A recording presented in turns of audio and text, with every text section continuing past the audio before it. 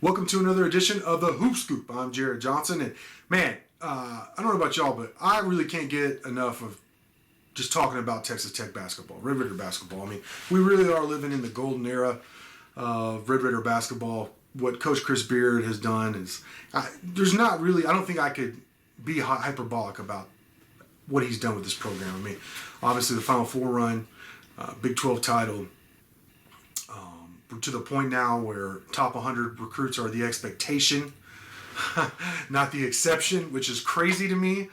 Being a guy who's covered recruiting and how much that's flipped. Guys just shrug at top 70 players almost now. It's human nature, but still I find it's fascinating to me. What they've done is nothing short of amazing. There's been this, one of the big topics all off season which has been a long off season due, the shutdown and everything with coronavirus, is, okay, what's the roster? All these guys they're supposed to be bringing in, who's going to be on the roster, who's not, all that. Well, first I want to say the guy who signed but who is not going to be on the roster this season is Isaiah Nwai. He's a junior college guy from Clarendon College, a power forward. He is not on the roster that was announced. Man, what are the rest of the guys that are on the roster? Really exciting group. And I want to encourage y'all, go on Inside the Red Raiders. Check out Joe Yeager's story. I think it's simply entitled Texas Tech Basketball Breakdown, Roster Breakdown. It's a free story.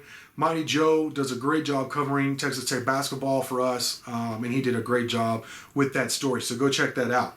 All right, so with that said,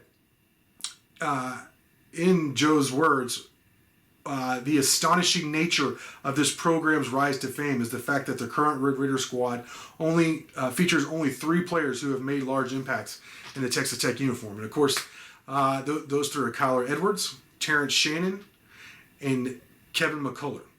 Now, I'm not sure which one of those guys, especially the 2 sophomores, McCullough and Shannon, that I like more. I mean, those guys are exciting and in different ways, and I think Kyler Edwards was a guy who kept you in the national championship game by hitting 4 threes. So you have 3 really exciting guys. Kyler Edwards is a guy that he didn't shoot as well as we wanted him to, but he still averaged something like 5 rebounds and 3 assists a game.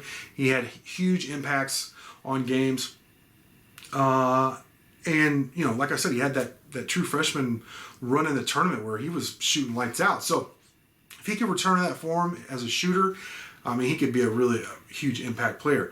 And then Kevin McCullough, one of your best defenders, good rebounder, really good at scoring around the paint. Once again, if he could raise his perimeter shooting, sky's the limit. Look out. And then Terrence Shannon is just worth the price of admission on his own. High riser, 6'7", 6'8" already. Wing player, but can play down low because of his length for you some. Can get you, if you want to play a little smaller, he can play some 4 for you. His game is just elevating. I can't wait to see what he does for Encore as a sophomore. I think he's going to be a big time player. All right, moving forward, some other guys who returned. Clarence Adolny, point guard. He's a guy who I don't think he didn't make as big of an impact as some were, including myself, were expecting, but he shows promise as a very good athlete. I think he plays some defense. He's a guy who can consistently get in the paint and make things happen, create for you. So I'm glad that he's back. Avery Benson is another guy returning. He was on scholarship last year because they had the scholarship to give. This year I do believe he's going to walk on, but I've done a video about his importance and what he brings to the team, both on and off the court. And I do mean that. I mean, on the court, you just look no further than what he did against Louisville with that big block and 10 points. I think he had 4 rebounds that game. And you upset the number 1 team in the country on ESPN at Madison Square Garden, in large part due to his contribution. And off the court, he's just one of the best guys you'll know. I haven't found a person to say a negative thing about him. Just a good guy. It's good, you got to have guys like Avery Benson on your roster and in your locker. So I'm glad he's returning. For me, the wild card is Joel Ntombwe coming back. It's like he's on the team, he's off the team. He's on the team, he's off. He came back, and this is a guy who was a 12.5 rebound guy as a true freshman at UNLV. He spent a year developing at Tech. He infamously was denied waiver and appeal after appeal by the NCAA because of UNLV. So was unable to play last year. But 6'8", can rebound. He can defend as a 4. Defense isn't his strong point, but he's a big-time scorer. Going to help you on the boards. Length, you got to love it. Just a huge addition. All right, and then Marcus Santos Silva is one of the grad transfers you added. He's or one of the transfers. He's a grad transfer you added. He's immediately eligible. 6'7", 255 pounds out of VCU. He is your classic back to the basket, jump hook. He has great touch. He has a variety of jump hooks and hooks and moves, and he's a polished player on the block. He's a proven scorer, rebounder. He's going to move guys around for you down low. You could argue he's the biggest addition in terms of through the transfers all offseason. I mean, you had to have that inside presence, and you got him. Speaking of transfers, Mac McClung, Jamarius Burton are two guys that are traditional transfers seeking waivers.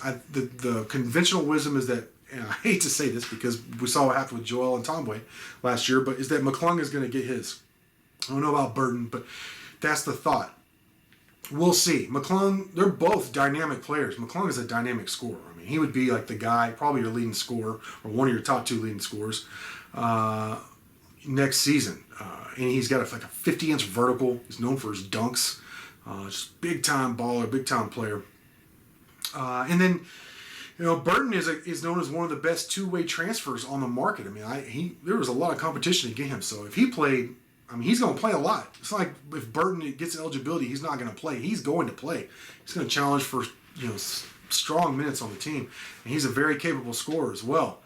Coming out of Wichita State, so all 3 of those transfers, big time. You start to see. I think a lot may be determined on whether they're granted that eligibility, McClung and Burton. So we'll see. Talking about the freshmen coming in though, man, number 1 class in program history. This is beyond what I already mentioned. So keep in mind everything I already mentioned, and then beyond that, number 1 class in program history, finished rated 10th in the nation. Wow. Namari Burnett, first McDonald's All-American to ever sign with Texas Tech. Grew up in Chicago, so he's got that in his game, that toughness. But played in Napa Valley at Prolific Prep. Basically played like a professional last year, and that they traveled so much. He does it all. I don't want to say he's McDonald's All-American for a reason. I expect him to be 1 year, have an all Big 12 caliber season, and then go to the NBA. He's been on some documentaries. He's on such a famous program in high school that there's like documentaries that were on YouTube and stuff that I watch, and I really like his personality. His mom is the type of mom that'll make you laugh. And, just a family dynamic and a guy that you root for anyways. And you can see that they didn't just bring in a McDonald's All-American. They brought in a guy who appears to be a good person. So that's great. Micah Peavy, led Duncanville with Jemias Ramsey to the state title 2 years ago. Had him knocking on the door again in the semifinals before everything was called off due to the coronavirus. 6'7", silky smooth, awesome mid-range game. Will dunk on your head too. Is going to help you on defense. His dad, David Peavy, close friends with Coach Beard. He's coach at Duncanville. So he's got that coach's son mentality and IQ. He's going to play a hard defense. What a great addition. He's one of the best recruits ever to sign with Texas Tech. It just happens to be in the same class with Namari Burnett. Chibuzo Agbo is a guy that's least talked about. He's a guy who knocked down something like 73 pointers, but he's also 6'7", 225 pounds, and can squat I can't remember what it was, but it was like over 400 pounds. His dad's some kind of like bodybuilding type dude, and this guy just stays in the weight room, but he's also a knockdown shooter, all right? Averaged 25 points and 12 rebounds. He's a top 100 national recruit in his own right. Guy who tore up the summer circuit a couple years ago. So I don't know where they're going to find minutes for all these guys, but it's unbelievable. And then Vlad Golden is a guy I just broke down in my take. I was really breaking down some of his international filming. I really like this guy. He's from Putnam Prep, but he's really from Russia, and he played on Russia's top pro club, even though he played as an amateur. It is Moscow. I can't remember, on a Moscow club team. It's known as the Red Army because it had an affiliation with the Russian Red Army. It's the top pro club in almost every sport, from the youngest to the oldest, basically. Divisions there, and he's listed as 7'1". I think he's probably around 6'11", but he's very athletic. He has very good feet. There's film of him switching on the perimeter and staying with like really good guards, like Spanish Junior League International. I think Spain won that tournament, the Euro League under 19. That I'm thinking about. And Vlad averaged 10 points, 5 rebounds, almost 2 blocks in that. Looked really good. He's the kind of guy. He's not a guy that's going to have a hard time dunking. Like we've seen kind of here recently. You get the ball to him, even in traffic. He's rising and flushing on people, and I want to see that. He can get up and down the court on the break. He a lot like Santos Silva. He's so adept at finishing and using his offhand, his left hand, that I thought that he was left-handed. I mean, these guys are ambidextrous, it appears, down there in finishing with a variety of hooks, and are very good at using their bodies to create contact and separation. Vlad's going to play. He's going to very good rim protector, and I think that the key is that he's got the size, but with the feet, the athleticism to do what Tech needs him to do. Like Tariq Owens was such a unique prospect in that respect. He was perfect for their system. And I think, though it'll look different, Vlad has similar size and athleticism in terms of feet.